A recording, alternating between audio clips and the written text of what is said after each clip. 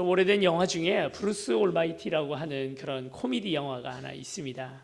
짐 캐리라고 하는 미국 코미디 배우가 주연을 했던 영화인데요. 아마 보신 분들은 기억이 나실 겁니다. 브루스라고 하는 어떤 한 지역 신문의 기자가 있었는데 그가 하도 특종이 잘 안 잡히고 여러 가지 불평과 불만들이 많다 보니까 하나님께서 나타나셔서 그에게 이제 전능을 주십니다. 전능, 모든 것들을 다 할 수 있는 능력을 주십니다. 그래서 그걸 가지고 한동안은 재미있게 세상을 자기 마음대로 막 만들어가면서 그렇게 살아가고 또 특종거리들도 막 자기가 만들어서 그렇게 승승장구하지요. 그런데 어느 날 하나님께서 다시 나타나셔서 이 브루스라는 기자에게 숙제를 하나 주시는데 그 숙제가 바로 무엇이냐면 전능도 주었으니까 이 지역에 있는 사람들의 기도를 들으고 그 기도에 응답을 해주라는 그런 숙제를 주게 됩니다. 그리고 그 순간서부터 수많은 사람들의 기도 소리가 그의 귀를 따갑게 만들죠. 계속해서 그 기도 소리를 들으면서 괴로워하다가 어느 날 밤에 일괄 다 선택해버리고 그 기도 제목에 전부 다 예스 하고 그렇게 응답을 하게 됩니다. 그리고 그 다음날 온 세상이 다 난리가 나 있는 것을 보게 됩니다. 복권 1등 당첨자가 수백 명이 되고요. 그리고 죽었던 사람이 살아나기도 하고 난리가 나 있는 것입니다. 이것이 그냥 예스라고 그냥 기도에 다 응답해 주는 것이 중요한 게 아니라 세심하게 그 모든 것들을 살펴봐야 됩니다. 그 수백 명, 수천 명의 그 기도들을 다 그렇게 하나님께서는 살펴보고 계시니까 참 우리 하나님 바쁘시겠다 하는 생각을 좀 하게 됩니다. 우리의 기도도 어떤 사람 또 이런 생각, 또 저 사람은 저런 생각, 우리의 기도가 서로 상충되기도 하고 또 여러 가지 좋은 것도 있고 좋지 못할 수도 있는 것들을 구하는 것을 하나님께서 다 들으시고 그 중에 가장 좋은 길들을 선택해서 우리에게 주셔야 되니까 얼마나 바쁘실까 하는 생각을 하게 되는 거죠. 오늘 성경 본문에도 예수님이 정말 많이 바쁘신 상황이 벌어지게 됩니다. 거라사에서 사람들을 치유하고 나서 그 치유한 예수님께서 이제 배를 타고 다시 이쪽으로 넘어오셨는데 오자마자 그 예수님에게 어떤 한 노신사가 와서 무릎을 딱 꿇습니다. 이 누구냐면 야이로라고 하는 회당장이죠. 회당장이라고 하면 요즘 누구에 비견할 수 있을까요? 이 지역에서는 글쎄요, 성남시장님 정도가 되지 않을까 하는 생각이 듭니다. 정치, 문화, 종교, 또 뭐 경제 모든 면에서 가장 큰 영향력을 가지고 있는 사람이 바로 회당장입니다. 그런데 이 회당장이 웬만해서는 자신의 정치적 입장이나 이런 것들이 있기 때문에 예수님에게 와서 예수님 어떤 편향적인 모습을 보여주면 안 되는데, 그런데 지금 무슨 일이 벌어졌냐면 그의 딸, 12살 된 딸이 지금 죽게 됐거든요. 그러니까 뭐 이것저것 돌아보지 못하고 예수님에게 와서 무릎을 꿇은 것입니다. 자신의 체면이나 정치적 입장은 전혀 이제 지금 고려할 상황이 아니죠. 지금 당장 그의 딸 하나밖에 없는 딸이 죽게 되었으니까 그런 것 지금 생각할 때가 아닙니다. 무릎을 딱 꿇고 와서 예수님에게 도와달라고 합니다. 여러분 이럴 때 어떤 생각이 드실 것 같습니까? 만약 우리 성남시장님 딸이 지금 당장 죽게 됐는데 뭐 우리 중에 누군가 기도 신유의 능력이 있는 분이 한 분 계셔서 와서 기도해 달라고, 그래서 가서 이제 기도해 주러 가는 겁니다. 어떤 생각이 드실까요? 대박이죠.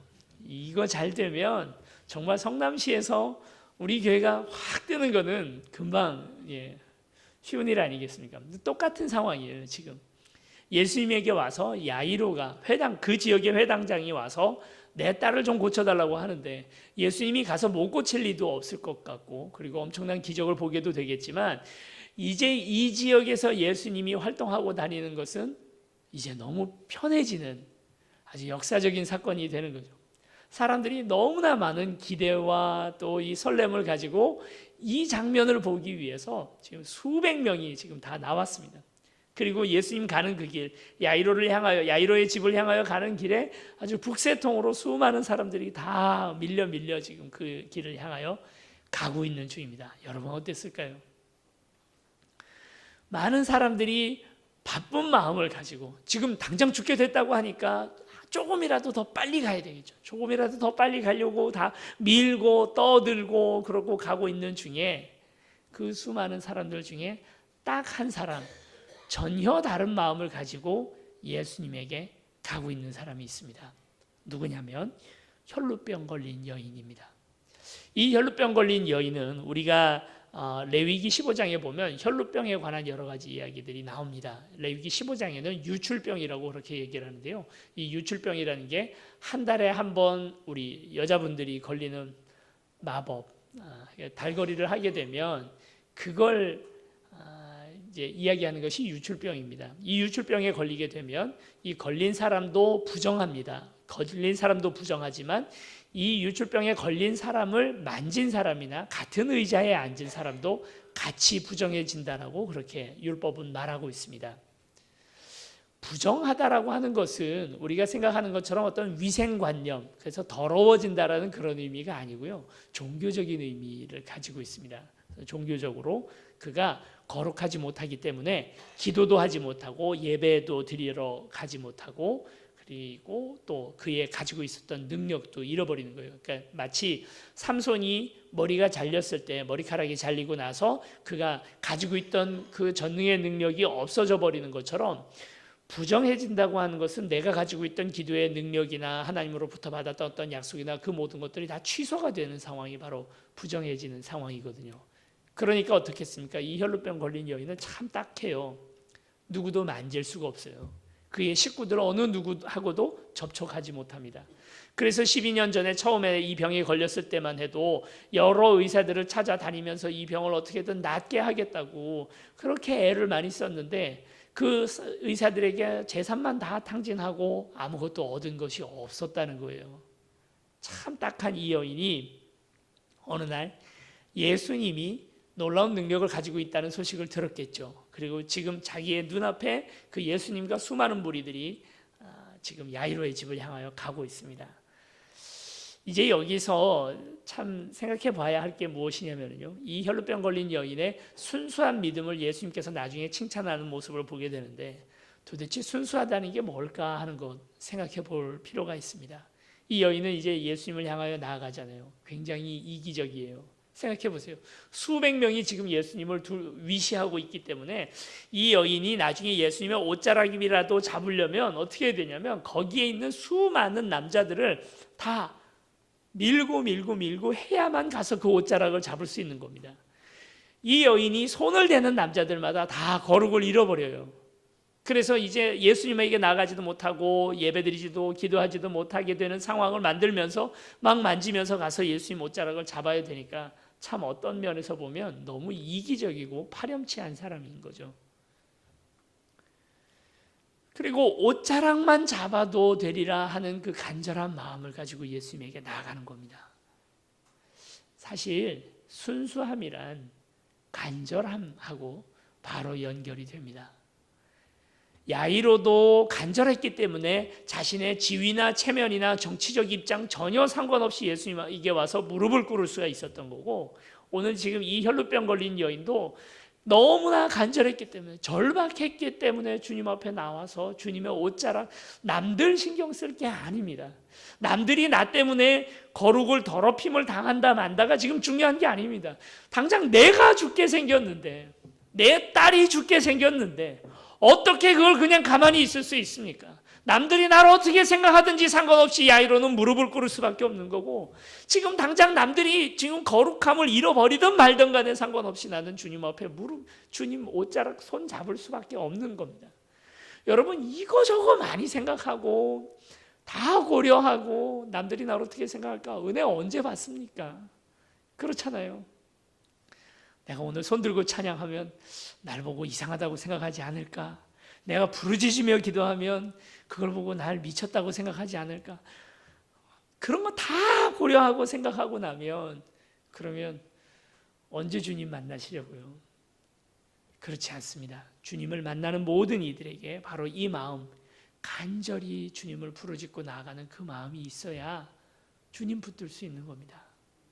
그래서 지금 이 여인은 생각해보면 참 재밌죠. 야이로의 딸은 12살이잖아요. 이 여인은 지금 병 걸린 지가 12년입니다. 어떻게 보면 같은, 그러나 이 12살 나이 이 소녀 같은 경우에는 앞으로 살 날이 창창하잖아요. 그리고 또 생각해보면 이 인간적인 마음이지만 그 지위나 모든 면에 있어서 훨씬 더 이 여인보다 중요합니다. 이 여인은 이전에는 재산이 좀 있었는지 몰라도 그 재산 다 까먹고 이제 빈털터리 거지가 되었어요. 근데 지금 이 야이로의 딸 같은 경우에는 살려만 놓으면, 그리고 솔직히 말하면 12년 병 알아왔잖아요. 앞으로 몇 년 좀 더 아니면 며칠만 더 병 앓는다 해서 뭐 어떻게 되는 거 전혀 아닙니다. 그렇잖아요. 지금 이 야이로의 딸은 당장 죽어요. 이거 치료해 놓지 않으면. 누가 더 급합니까? 누가 더 바쁜 일인가요? 누가 더 소중하고 누가 더 중요하나요? 우리의 입장에서 생각할 때는 당연히 야이로의 딸이지 않습니까? 여러분 이것도 한번 생각해 봐야 됩니다. 이 지금 혈루병 걸린 여인이 와서 예수님의 옷자락을 잡는 순간 어떻게 됩니까? 레위기 15장에 의하면 이제 예수님도 부정해질 거예요. 능력이 안 나갈 거 아닙니까? 야이로의 딸은 누가 고쳐요? 물론 그게 아니라는 사실을 나중에 밝혀졌습니다. 이 얘기에 대해서는 조금 있다가 다시 말씀을 드리겠습니다만, 그러나 처음 도전하고 이제 예수님의 옷자락을 잡으러 가는 여자의 입장에서는 그거 분명히 생각해야 되거든요. 내가 잡으면 예수님의 능력이 그쳐버리고 야이로의 딸은 죽을 수밖에 없다는 사실을 생각하면서도 지금 그걸 생각하지 않습니다. 이 여인은 가서 무조건 예수님의 옷자락만 잡습니다. 예수님의 옷자락을 잡기 위해서 남들 생각하지 않고 그저 어떤 면에서는 이기적인 마음까지 가져가면서 예수님의 옷자락을 잡았던 이 믿음을 주님께서는 칭찬하고 계시는 것입니다. 여러분, 순수함이란 간절함입니다. 간절하게 주님 붙드는 그 마음이, 오늘 그 마음을 주님께서 보십니다. 우리의 믿음이 자라지 않는 이유는 무엇입니까? 우리가 간절하지 않기 때문입니다. 그러나 어느 순간 우리가 간절한 마음을 가질 수밖에 없는 거냐면, 오늘 우리의 한계를 깨달을 때, 죽음 앞에 설 때에 내가 언젠간 끝이 있구나 하는 것을 깨달은 바로 그 순간에 어느 누구도 간절하지 않을 수 없습니다. 주님, 나를 붙들어 주세요. 나를 구원해 주세요. 제발 구원해 주세요. 간절한 마음으로 이방 여인이 주님 앞에 나와서 자신의 딸을 위하여 기도할 때 예수님께서 한번 시험하시죠. 뭐라고 합니까? 자녀의 밥상에 자녀의 음식을 개들에게 주는 것이 마땅하지 않다, 이렇게 얘기를 합니다. 참 상처받을 만한 말인데 이 수로보니게 이방 여인은 전혀 굴하지 않습니다. 그 밥상에서 떨어지는 부스러기로 개들이 배를 불리는 것 아닙니까? 부스러기라도 주세요. 예수님께서 그때 자신의 본심을 드러내십니다. 딸아, 내 믿음이 너를 구원하였다 하고 그를 구원해 주시는 것이죠. 어떤 누구보다 이 사람이 믿음이 크다라고 얘기하십니다. 사실 믿음이라는 건 간절함입니다. 이 간절한 마음으로 수많은 남자들을 더럽히면서 이 여인은 나아가서 예수님의 옷자락을 딱 잡습니다. 그 순간 예수님이 바쁘게 가던 걸음을 멈추시죠. 그리고 돌아서십니다. 여러분, 이건 놀라운 사건입니다. 생각해 보세요. 이미 이 여인은 병이 나았습니다. 옷자락을 잡는 순간 이미 병이 나았습니다. 병 나았으니까 예수님 가던 길 그냥 가시면 돼요. 그런데 예수님이 가던 길을 가지 않으십니다. 멈추십니다. 사실 여기서 지체하다가 야이로의 딸은 실제로 갔더니 이미 죽었어요. 물론 다시 살아나니까 우리는 그 결과를 다 아니까 그게 뭐 어떠해라고 생각을 할지 몰라도, 그 당시 사람들의 입장에서 보면 이건 예수님께서 지체하시다가 결국 그 딸은 죽었다고요. 그리고 혈루병 걸린 그 여인에게 돌아서십니다. 그리고 물어보시는 겁니다. 누가 내 몸에 손을 대었느냐? 제자들 입장에서는 기가 막힌 얘기죠. 아니, 지금 바쁘다고요, 예수님. 아니, 지금 여기서 이러고 있을 때가 아닙니다. 누가 몸에 손을 대긴요. 여기 있는 사람 중에 손 안 댄 사람 있으면 손 들어봐. 야, 아무도 없어요, 지금. 다 이 난리가 났는데, 다 예수님 만지고, 다 예수님 떠밀고 이러면서 갔는데 누가 손을 대었냐니 그게 말이 됩니까? 그걸 지금 찾겠다니. 안 된 사람 찾는 게 더 나을 거예요. 예수님은 수백 명 손대는 사람들의 손과 간절한 마음으로 자신의 병을 위하여 손댄 그 손댐을, 그 터치를 구분을 하시는 분이십니다. 오늘 우리 세운교회 한 40명 정도 되시는 분들이 이 자리에 모여서 예배를 드리고 계십니다. 주님께서 이 40명의 모든 마음들을 다 알고 계시겠죠. 그런데 이것을 이 한 사람 한 사람들 다 기억하시고 세밀하게 개인적으로 다 만나 주실까요? 요 1시간 동안에 40명 어떻게, 제가 지금 이번 주 그리고 지난주까지 신방을 쭉 하고 있습니다. 지금 40분 다 못 만났습니다. 신청 안 하신 분들 빨리 회개하시고 신청하셨으면 좋겠는데 다 못 만나요. 2주를 했는데도 다 못 만나잖아요. 그리고 그 속에 있는 정말 간절한 마음들을 다 제가 알아볼 수 있었을까요? 저는 그렇게 못했다고 봅니다. 그냥 기도할 뿐이죠. 그런데 예수님께서 그 수십 명, 수백 명 중에 한 사람의 마음을 예수님은 어떠실까요? 그걸 보시는 분이십니다. 60억 지구 인구가 있다고 합니다. 60억의 사람들 중에 15억 정도는 예수님을 믿고 지금 이 순간에 지금 동시에 예배를 드리고 계십니다. 미국에서 예배 드리고 있는 사람들보다 중국에서 주일날 예배 드리는 사람들이 더 많다고 하네요. 그럴 만큼이나 간절히 지금 15억이나 되는 사람들이 오늘 하루 예배를 드립니다. 내 예배는 주님께서 들으셨을까요? 내 기도를 15억이나 되는 사람들이 지금 예배 드리고 간절한 마음으로 주님을 붙들고 있는데 내 예배를 받으셨을까요? 받으실 수 있는 분이십니다. 15억의 의미 없는 터치와 그리고 단 한 사람의 의미 있게 와서 간절한 마음으로 내 옷자락을 붙드는 그 터치를 구분해 내시는 분이 우리 주님이십니다. 한 사람 한 사람 그 마음에 가지고 있는 사정과 그리고 그 믿음과 그 안에 있는 간절한 마음들을 그냥 넘기지 않으시고 그 한 사람 한 사람들의 마음들을 주님께서 붙들어 주시고 기도에 응답해 주시고 바쁜 일들 많잖아요. 요즘 같은 더욱더 많습니다. 우리 북쪽에 가서 우리 김정은 그분도 어떻게 좀 만져주셔야 되고 그리고 또 한국 사회 이 경제 돌아가는 문제도 어떻게 좀 해주셔야 되고 그리고 막 여러 뭐 난민들 이런 사람들 유럽에 난입되고 있는 그 많은 난민들도 어떻게든 해주셔야 되고 그 바쁘고 바쁜 와중에 나의 이 작은 기도의 제목을 주님께서 응답해 주실까요? 그것에 귀를 기울이실까요? 우리 주님은 응답하시는 분이십니다. 수백 명의 터치 중에 그 한 사람 간절한 여인의 터치를 구분하시고 그걸 보시겠다고 멈춰 서시고 돌아서십니다. 더 놀라운 사실은 무엇입니까? 이미 병은 나았습니다. 병 고치려고 돌아서신 것이 아닙니다. 뭐 하려고 돌아서셨나요? 오늘 성경 본문에 이렇게 되어 있습니다. 보시려고, 그 얼굴을 보시려고 돌아서셨다고. 오늘 성경은 그렇게 말합니다. 예수님은 우리를 보기를 원하시는 분이십니다. 바쁘잖아요. 바쁘면 뭐 얼굴 봅니까? 여러분 자녀들에게 가장 큰 불만 중에 하나가 그거 아닙니까? 바쁘다고. 연초라 너무 바빠. 뭐 또 연말이라 너무 바빠. 월말이라 너무 바빠. 안 바쁠 때가 언젠가요, 도대체? 엄마 얼굴 한번 보러 오라는데 못 오지 않습니까? 참 왜 이렇게 바쁜지. 바쁜 일들 가운데 그렇게 시간의 위급함 속에서 오늘 우리는 그 사람의 마음 알아주고 그리고 그 얼굴 한번 봐주고 이야기 한번 들어주는 것은 같이 절하되죠. 그게 그렇게 중요하다고 생각하지 않습니다. 그런데 주님은 아무리 바빠도 이 여인 얼굴 보겠다고 돌아서신 거예요.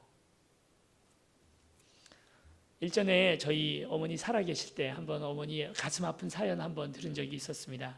저희 외갓집이 조금 복잡한 집안이었는데요. 외할아버지가 전처와 사이에서 낳은 자녀들, 그런 이모들, 외삼촌들이 있었고요. 그리고 또 외할머니가 전 남편과 사이에서 낳았던 자녀들, 이모들, 외삼촌들이 또 계셨습니다. 두 분이 결혼하셔서 또 다시 낳았던 그 이모 외삼촌들이 또 있었습니다. 무려 12분이 저희 그렇게 계셨는데 12분 중에 저희 어머니가 9번째 딸입니다. 어느 날 이제 저희 어머니 9살 때였다고 기억을 하시던데 밖에 나가서 신나게 놀다가 돌아왔더니 이 아랫목에 이렇게 이불에 쌓아놓은 밥이 한 그릇 있더래요. 춘궁기고 막 보리쌀도 귀하던 때에 하얀 쌀밥을 이렇게 보니까 이성을 잃으셨죠, 저희 어머니가. 그리고 이제 가만히 계산을 해보니까 오늘 아버지, 그러니까 저한테 외할아버지죠, 외할아버지가 안 들어오실 것 같더랍니다. 그래서 허겁지겁 손으로 그 밥 한 공기를 마른 입으로 다 드신 거예요. 그러고는 덜컥 체했는데 너무 심하게 체하셔서 이제 목숨이 경각에 달릴 정도로 그렇게 심하게 체하셨답니다. 그날 밤새도록 저희 외할머니가 저희 어머니 배를 쓰다듬어 주시는 거죠. 밤새도록. 그리고 저희 어머니 이렇게 말씀하셨습니다.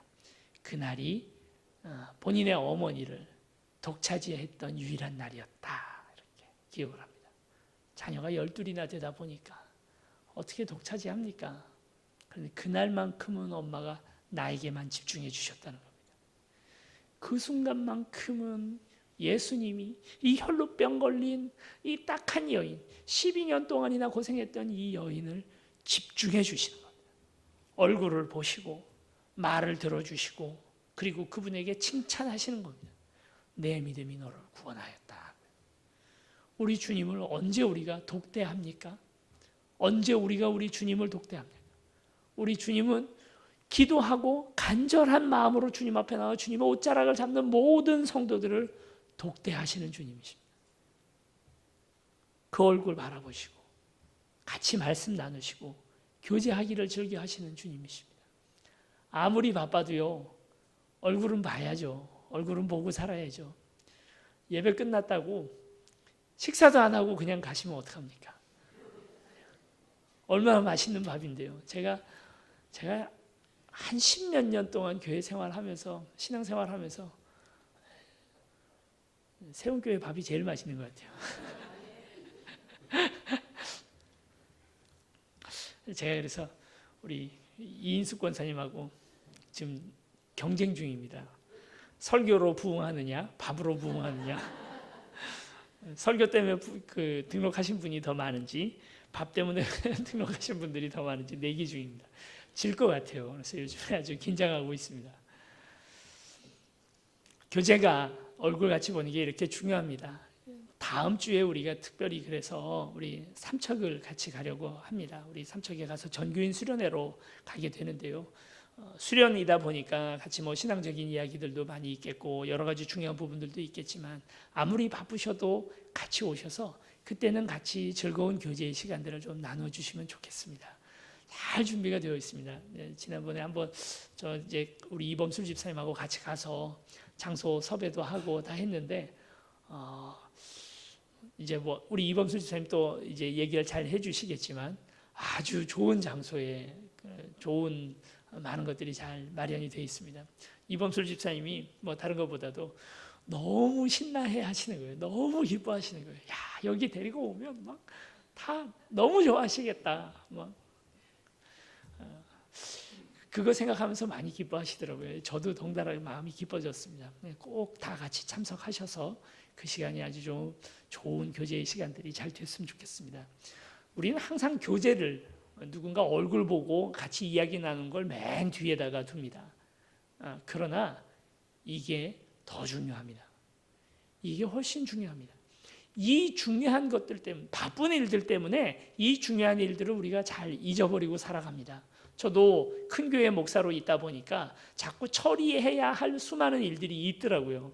그 수많은 일들 때문에 실제로 돌봐야 할 그 영혼들을 돌아보지 못하는 경우들을 너무나 많이 느끼게 되었습니다. 이제 내가 이제 단독 목회를 하게 되면 절대 그러지 말아야 되겠다. 한 사람 한 영혼들의 이야기들을 들어줘야 되겠다 하고 마음을 먹었습니다. 이 마음이 저의 마음이 계속 되었으면 좋겠습니다. 주님께서는 돌아서셔서 이 여인을 보시고 따라 이렇게 이야기를 하시죠. 왜 돌아서셨을까 생각해 보면 그렇습니다. 딸이기 때문이죠. 주님의 딸이기 때문에. 그냥 지나가는 아줌마라면 그러지 않았겠죠. 그러나 이 여인은 이 순간 믿음을 가지고 주님의 옷자락을 잡는 바로 그 순간 딸이 된 것입니다. 우리는 목적을 따라서 계속해서 세상을 살아갑니다. 목적이 이끄는 삶이라는 그런 책도 있는데 그 책에 물론 중요한 내용은 그 뜻이 아니었겠지만 우리는 목적, 일 중심적으로 뭔가 해야 할 과업 중심으로 계속해서 이 땅을 살아갑니다. 그러다 보니까 이 과업을 해결하기 위해서 많은 것들이 뒤로 밀리게 되는데요. 그런데 예수님은 사람을 고쳐주셨습니다. 이미 이 여인은, 혈루병 걸린 여인은 병이 나았습니다. 일은 해결이 됐잖아요. 일 처리하시는 분이었으면 이거 일 처리됐으니까 내가 야이로의 딸 가서 고쳐주고 다시 돌아올게 하셨을 텐데, 그게 아니고 일 처리하듯이 일을 다루시는 것이 아니라, 일이 중요한 것이 아니라 사람이 중요하다는 사실을 분명히 알고 가십니다. 그리고 그에게 딸이다라고 얘기를 하십니다. 딸, 내 자녀인 것이죠. 어떤 한 선교사님이 몽고에 처음 가셨을 때 있었던 일이라고 합니다. 가서 그 몽고에서도 택시가 있으니까 택시를 잡아 타고 어디로 가는데, 이 택시 기사는 택시 운전도 하는 분이지만 또 특별히 말도 같이 이렇게 목축을 하는 그런 분이었답니다. 어느 날 그 택시 타고 가고 있는데 택시 기사가 가다가 갑자기 손님 죄송합니다 하고 차를 멈추더라는 거예요. 그러더니 막 수백 마리의 말들 있는 그 말들 틈으로 비집고 들어가더라는 겁니다. 그리고 그 말 한 마리를 잡아가지고 오더라는 거예요. 그리고 택시 뒤에다가 매가지고 다시 이게 어떻게 된 걸까 하고 사연을 물어보니까 뭐냐면, 이 택시 기사 말이에요. 도망간 지 몇 달이 된 겁니다. 근데 그걸 찾은 거예요. 그 말들 틈 사이에서 찾아가지고 자기가 데리고 가는 겁니다. 참 몽고 사람들 눈도 좋다 싶은 생각도 드는데, 그 수백 마리 말들 중에 자기 말을 구별해내고 그것을 찾아가는 겁니다. 하물며 목장 주인이 자기 말도 그렇게 구분해내는 그런 주인인데, 오늘 우리가 우리의 딸, 우리의 자녀 수백 명, 수천 명이 함께 뛰어도 그 중에 내 아들 뛰는 것만 보입니다. 수백 명, 수천 명이 있어도 내 아들만 다 보입니다. 내 자녀만 보입니다. 우리 주님 눈에 보이시기에 오늘 수백 명, 수천 명이 있어도 오늘 우리만 보입니다. 이유가 무엇입니까? 우리가 그분의 아들이고 그분의 딸이기 때문입니다. 그걸 구분해내시는 분이 바로 우리 주님이시죠. 그리고 와서 혈루병 걸린 이 더러운 몸으로서 예수님의 몸을 만지지 않습니까? 그러면 예수님의 거룩이 없어지죠. 그렇게 돼서 이제 예수님의 능력이 없어져야 되는 것이 그 마땅한 일인데, 그런데 그렇게 되지 않았습니다. 여러분, 이게 오늘 우리가 가지고 있는 거룩에 대한 아주 중요한 오해입니다. 거룩이라고 하는 것은 오늘 우리는 항상 어떻게 생각하냐면 금묵자흑, 근주자적. 그러니까 먹에 가까이 가면 우리가 검어지고 인주에 가까이 가면 붉어진다 하는 생각이 있기 때문에 우리는 최대한 깨끗하게 우리 자신을 지키기 위해서는 그런 것들을 멀리 해야 된다라고 그렇게 생각합니다. 거룩을 유지하기 위해서는 뭐가 묻으면 안 되고, 이런 것이 바로 구약 성경의 중요한 사상이죠. 그래서 최대한 그런 사람들과 상종하지 않으려고 하고, 또 이런 더러운 것들에게 내가 오염되지 않으려고 애를 씁니다. 이것이 세상이 말하는 거룩의 개념이라면 예수님이 말씀하시는 거룩의 개념은 다릅니다. 전혀 다릅니다. 신약 성경이 말하는 거룩의 개념은 다릅니다. 이것은 도리어 더러운 것이 묻어지는 것이, 이 하얀 종이와 같아서 더러운 것이 묻어지면 더럽혀지는 것이 거룩이 아니라 도리어 하얀 페인트와 같아서 다른 더러운 것들을 희게 만들고 도리어 그 거룩을 입혀버리는 것이, 그것이 신약 성경에서 말하는 거룩의 개념입니다. 소금의 특징은 무엇입니까? 약간만 있어도 그 물 전체를 짜게 만들어서 맛을 내게 만듭니다. 누룩은 어떻게 합니까? 가루 서말을 능히 부풀게 하는 것이 단 한 줌도 되지 않는 작은 누룩 아니겠습니까? 예수 믿는 사람들은 그래서 믿지 않는 사람들이나 아니면 더럽혀진 사람들에게 가서 그들로 인하여 나도 같이 더럽혀지는 것이 예수 믿는 사람이 아니고, 우린 도리어 어떻습니까? 우리가 세상을 향하여 가서 그들에게 오늘 우리의 거룩을 입히고 우리의 좋은 영향력을 주는 것이, 그게 오늘 우리가 할 수 있는 일입니다. 오늘 우리는 그런 거룩을 가지고 있습니다. 더럽혀지지 않습니다. 도리어 그들에게 나아가서 그들을 변화시키는 그런 사명이 오늘 우리에게 있는 것입니다. 사도행전 24장 5절에 이렇게 말합니다. 우리를 향하여, 사도행전 24장 5절에 보면 우리를 전염병이라고 부릅니다. 저 사람들은 전염병과 같다. 그래서 저 예수 믿는 사람들 때문에 수많은 사람들이 변화됐다라고 그렇게 말하는 거죠. 우린 전염병입니다. 우리가 전염당하는 개체가 아니라 도리어 그들을 예수 그리스도의 복음으로 그들을 거룩을 전염시키는 사람들이 바로 오늘 우리입니다. 우리 자녀들한테 맨날 얘기하잖아요. 친구들 잘 사귀어라. 넌 저런 애들이랑 놀지 말아라. 아닙니다. 도리어 이렇게 말해야죠. 야, 저런 애들이랑 좀 놀아봐. 쟤네들한테 예수가 뭔지 좀 가르쳐줘봐. 어떻게 살아야 하는지 저 사람들에게 알려줘봐 하고 우리 자녀들에게 말해야 되지 않겠습니까? 히브리서 11장 38절에도 이런 사람은 세상이 감당하지 못하느니라 이렇게 말합니다. 세상이 감당치 못할, 도저히 세상이 오늘 우리를 감당치 못해서 오늘 우리의 좋은 영향을 계속해서 받을 수 있는 그런 모습으로 오늘 우리는 만들어진 사람들입니다. 그래서 우리의 거룩을 묻히고 다니는 사람, 혈루병 걸린 여인처럼 그들의 거룩을 도리어 파괴하는 오늘 우리가 아니라 이제 오늘 우리는 그 사람들에게 오늘 우리가 가지고 있는 예수님의 복음과 그리고 또 좋은 은혜로 그들을 변화시키는 일들을 오늘 우리가 해나가게 될 줄로 믿습니다. 오늘 우리에게 간절한 마음이 있으십니까? 오늘 주님의 옷자락을 잡기를 원하십니까? 오늘 주님께서는 옷자락을 잡아서 오늘 우리 안에 가지고 있던 많은 간절한 기도의 제목을 들으실 뿐만 아니라 더 넘어서서 오늘 우리의 얼굴을 보기를 원하십니다. 오늘 우리를 만나기를 원하십니다. 문제를 해결해 주시기를 원하시는 하나님이 아니라 오늘 우리를 만나기를 원하시는 바로 그 하나님 앞에 함께 나아가는 저와 여러분들이 되시기를 원합니다.